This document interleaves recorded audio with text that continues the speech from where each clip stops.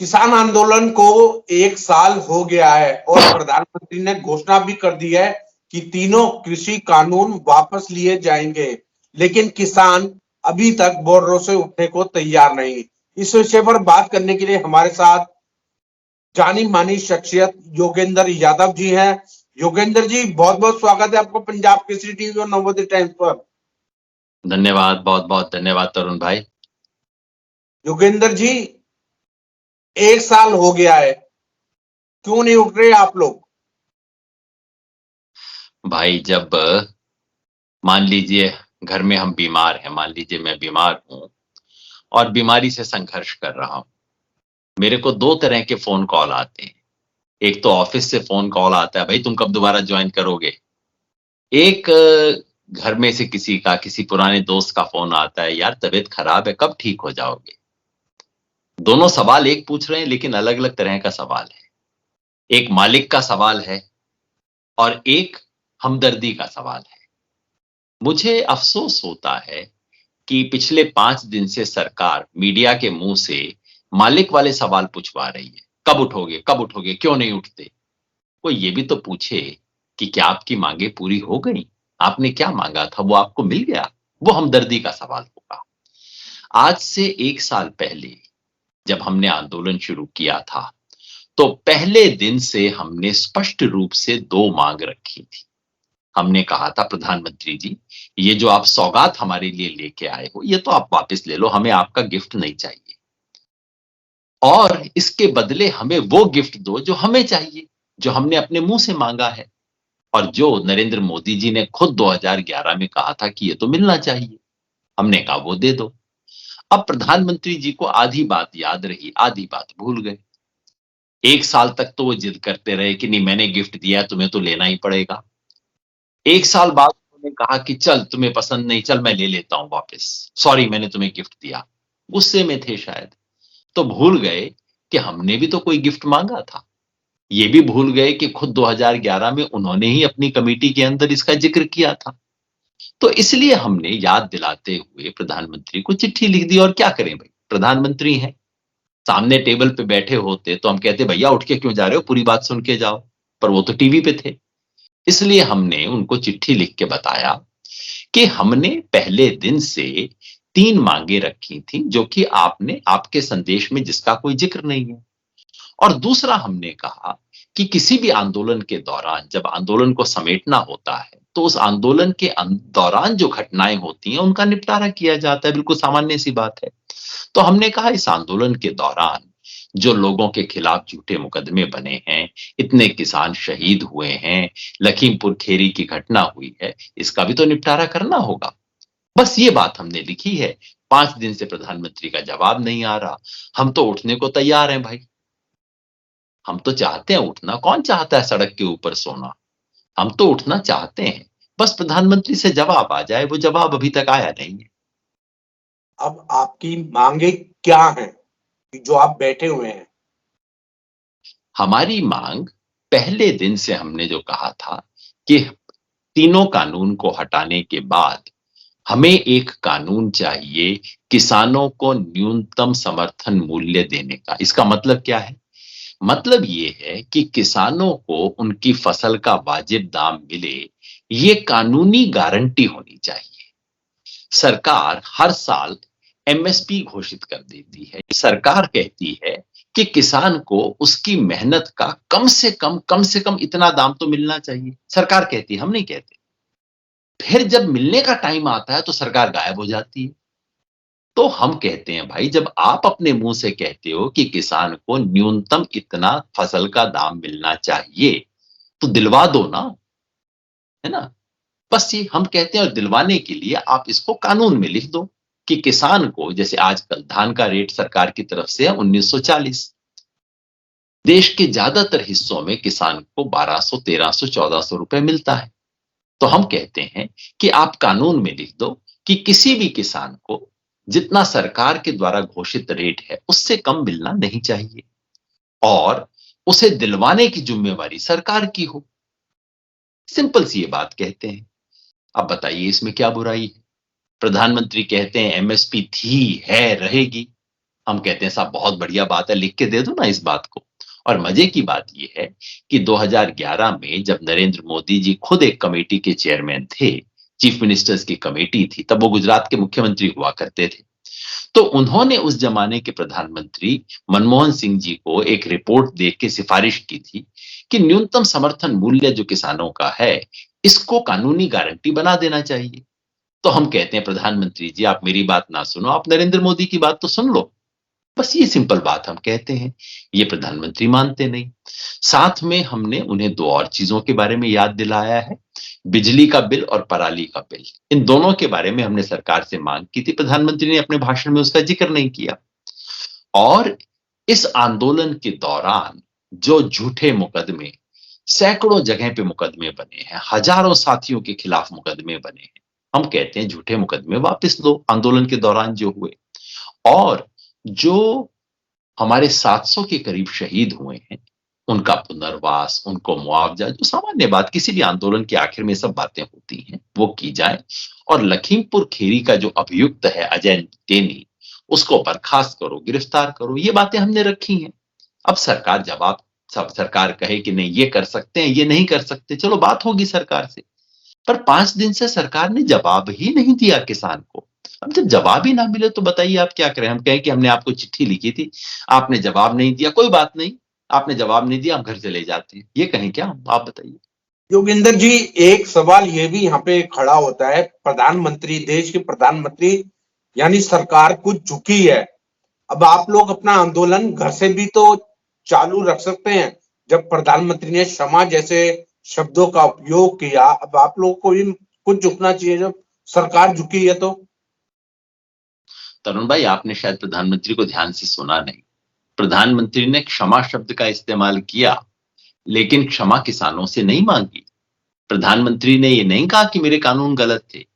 प्रधानमंत्री ने कहा कानून बहुत अच्छे थे, लेकिन कुछ लोगों को मैं समझा नहीं पाया, इसके लिए देश से क्षमा मांगी। मतलब क्या कि भाई मैं तो इन बेवकूफों का फायदा करने चला था, लेकिन इन बेवकूफों को मैं समझा नहीं पाया, मैं आपसे माफी मांगता हूं कि मैं इन बेवकूफों को समझा नहीं पाया, ये कहा है प्रधानमंत्री ने। चलो प्रधानमंत्री हैं, कह लिया, वो कोई बात नहीं, पर आप ऐसा ना समझ लेना कि क्षमा कोई ऐसी उनसे हमसे मांग ली है। पर चलो प्रधानमंत्री ने हमारी एक बड़ी बात मानी है, और बिल्कुल बड़ी बात, उसका हम सम्मान करते हैं, हमने कहा उसका स्वागत करते हैं। अब आप बताओ, प्रधानमंत्री पहली मांग हमारी मान ले, उसके बाद हम कहें चलो अभी अब हम बोरिया बुस्तरा उठा के चले, दूसरी प्रधानमंत्री भूल गए, हम भी भूल जाते हैं। तो आंदोलन उस तरीके से ही किया जाता है, लेकिन जनता को जो तकलीफ होती है सड़कों की वजह से, उसकी हमें चिंता है। हम खुद कोई रास्ता चाहते हैं। तो मैं तो ये भी नहीं कह रहा कि सरकार 6 की 6 मांग पूरी की पूरी मान ले। मैं तो सिर्फ इतना कह रहा हूं कि भाई सरकार जवाब तो दे। सरकार ने हमारे साथ 11 राउंड बात की, उसके बाद 10 महीना सरकार सो गई, चलो कोई बात नहीं। जब जागी सरकार, तो सरकार को कम से कम बुलाना तो चाहिए था कि भाई कल हम ये घोषणा करने वाले हैं, तुम लोग उठ रहे हो कि नहीं उठ रहे? अभी तक तो बात ही नहीं की। तो हमने क्या करते, अब प्रधानमंत्री के घर तो हम जा नहीं सकते, तो हमने चिट्ठी लिख दी। अब जवाब तो देना चाहिए ना। सरकार ये कह दे भी आइटम नंबर 2 कर सकते हैं, 3 कर सकते हैं, 1 नहीं कर सकते, 4 कर सकते हैं, आधा करेंगे, पौना करेंगे, सवाया करेंगे। कोई जवाब ही नहीं है सरकार की तरफ से।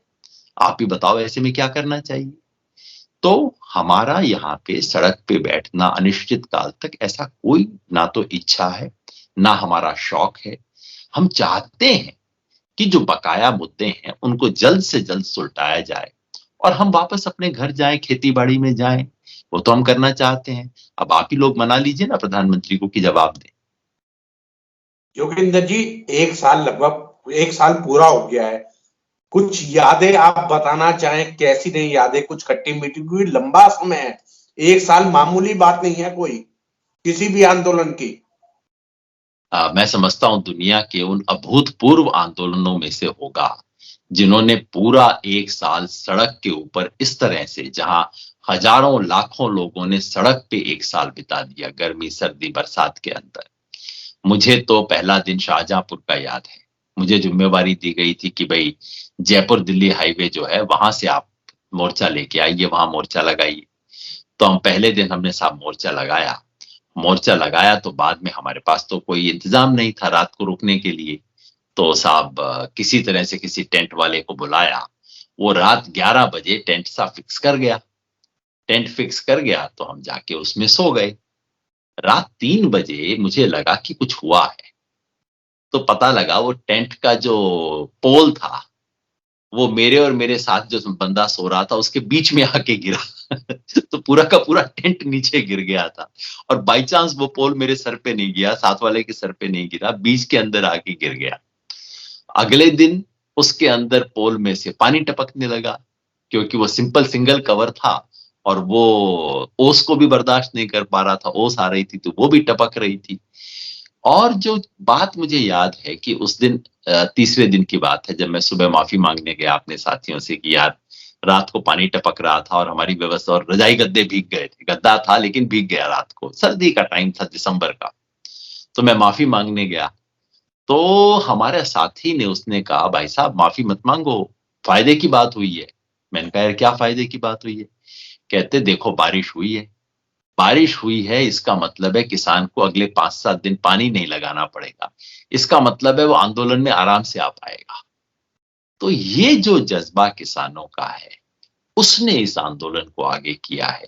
कोई नेता किसी मोर्चे उसकी जीत से कहीं ज्यादा ये उस किसान की जीत है, अभूतपूर्व जीत है, ऐतिहासिक जीत है। इस जीत ने किसानों को आत्मसम्मान दिया है, उन्हें एकता स्थापित की है और उन्हें अपनी राजनीतिक ताकत का एहसास करवाया है।